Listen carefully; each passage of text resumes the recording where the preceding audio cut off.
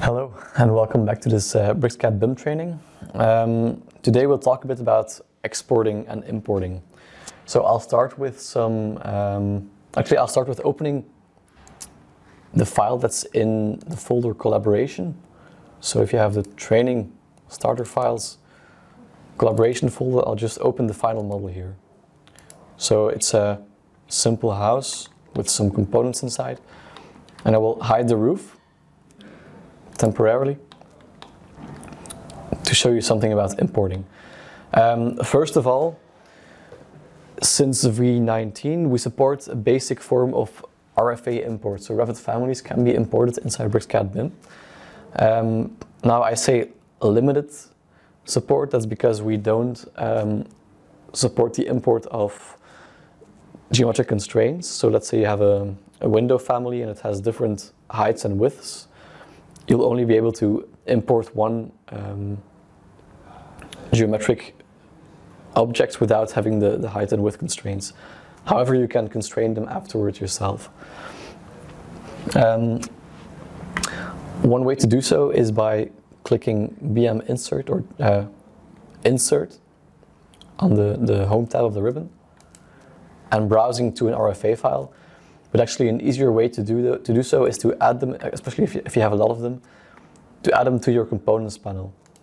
So what you can do is, if you go to Components panel and click Manage Libraries, you can click here the little three dots that says Components Directory Path and add a new path here. So we'll add a path that points to a location that has these RFA files. So in this case, we delivered some RFA files here in this collaboration IKEA folder. So I'll just select this IKEA folder and click OK. And now these folders should appear in my components library. Let's say, for instance, here the sofas. There is one sofa, and I can simply drag and drop it into my drawing. And this will be converted to DWG automatically.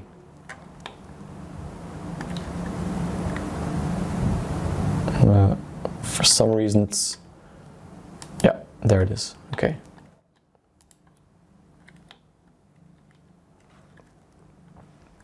But again, I can't change the width or height, for instance, of this sofa, unless I parameterize it myself, which I can do by clicking Open Copy and save it as a new DWG, and then parameterizing it, as we saw in an earlier section of the training. It's also possible to import IFC files. For this, we'll have to use the Import tool. So I'll click Import.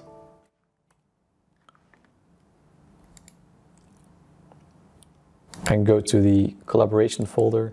There's this NBS folder that should contain an IFC file, just of a component. Now when we insert it or import it, it will be automatically imported at the origin. So we still have to replace it manually.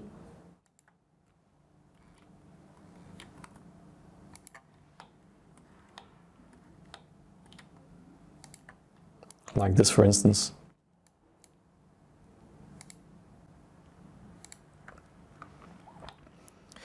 And obviously, export to IFC is also possible. So let's say, I'll just show everything again. I'll just click Export to IFC. Click the entire model. We can choose between IFC 2x3 or IFC 4. I'll save it to my desktop. And when I open this IFC file with any IFC reader or viewer, I should be able to see everything that we had in the drawing there. There it is.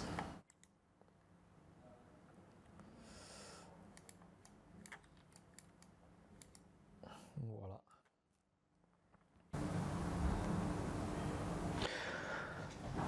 I'll now give you a short demo of what else is possible using, for instance, BCF panel or the 24/7 panel. The reason I'm just showing it to you, and it's not really a follow along exercise, is because you would need access to a BCF server to be able to follow along to this. So if you have access, feel free to try out BCF panel yourself. If you don't, you can always find a BCF service like BIM Collab, for instance, or a BIM Sync, and you can try to join for free. I'm not sure what if they have free registration possibilities, but yeah, I'll just show you what's possible. First of all, I'll just focus again a bit on IFC. We have this example here of the West building that we covered in an earlier exercise already as well. And the first thing I want to show you is the custom property. So obviously, if you make custom properties, you can assign them to objects, and then when you export to IFC, of course, these custom properties will also be exported with it. So in this case, we're adding a custom property for Windows. Actually, one set with two properties inside it. One of them is cost, and the other one is manufacturer.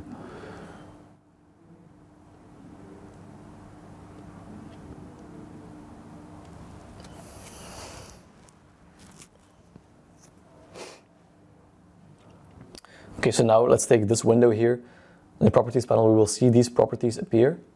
We can add some values to it. Let's say a value of let's say 5,000 euros.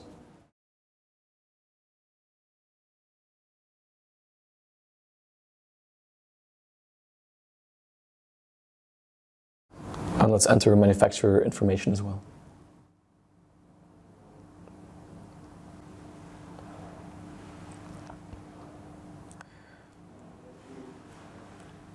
Now, of course, if we export this file to an IFC, so again, we have two options. We have either 2x3 or IFC4. In this case, we'll take 2x3 and we'll export it. If we now open this with any IFC viewer, we should be able to see these custom properties available as well. So let's select our window here. I think it's the other one.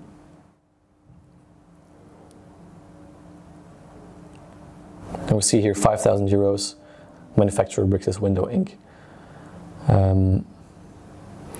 Now here we have an example of another IFC file. It's actually the same building, but just a steel structure. And the interesting thing about this IFC file is that there are BCF issues associated with it. So I will import this IFC file into a new BricsCAD drawing, a new empty drawing.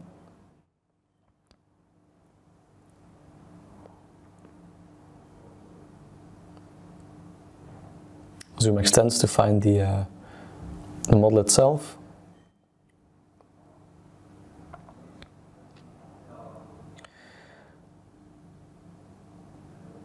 Now, of course, as I already mentioned before, good thing about importing using BricsCAD BIM is that you can just start modeling with the imported geometry as if it was just made within BricsCAD BIM. So there's no restrictions there really. That was just a quick example. And now we'll just open the BCF panel. So it's the little hairpin icon.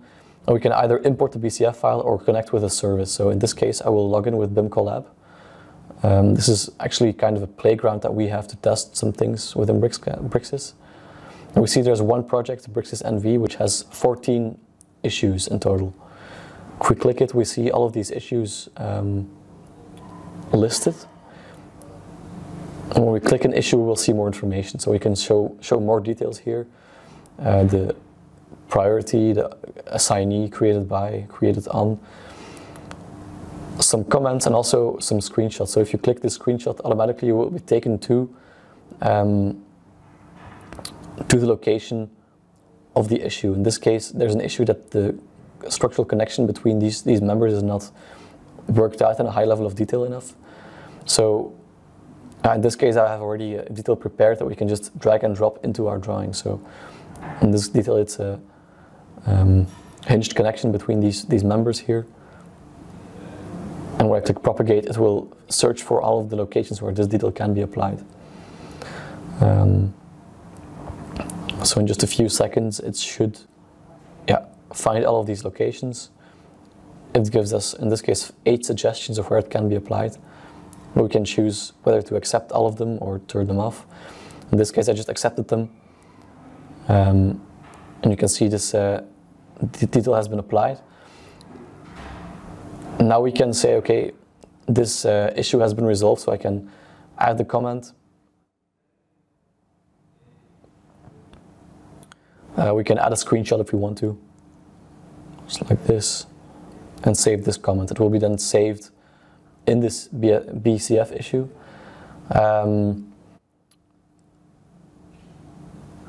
And of course, since we're synced with the server, if we now go back to our BCF,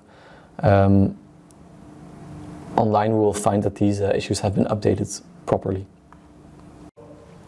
Okay, there's one final thing I want to show you, and that's about the 24/7 panel.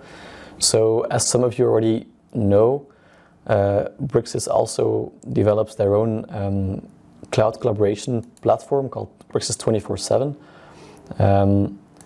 Basically, this is the interface when you log in. If you have access to a certain project, you can just enter the project and see what's going on inside that project. Now, up till now, this was basically all done in the browser. There's also an app since recently. And we also have made a connection within BricsCAD itself. Sorry. So I have here BricsCAD open. There's the 24/7 panel that we can open. It's the little cloud icon. Again, if you don't find it, right-click, Panels, BricsCAD 24/7. So when I click it, I can log in with my credentials. And I will first of all see these same projects that I have access to. So it's the same as the start page on the browser. When I enter a project, I can see the folders inside. Let's say I open a folder. And I can see in this case, actually, all of my files are up to date. So you can download, upload files, lock and unlock them. You can sort by status, lock, things like this. It's actually all pretty straightforward. So there's a live connection between a folder on your system and the cloud. The folder is placed in your documents, BricsCAD 24/7, and then a local folder, which is basically a copy of the cloud files. And as soon as you download something, it will come in that folder, and you can open it from there. That's basically all I wanted to show you. So pretty much straightforward to use this panel. Okay, I think that's about it. Thank you for watching, and good luck.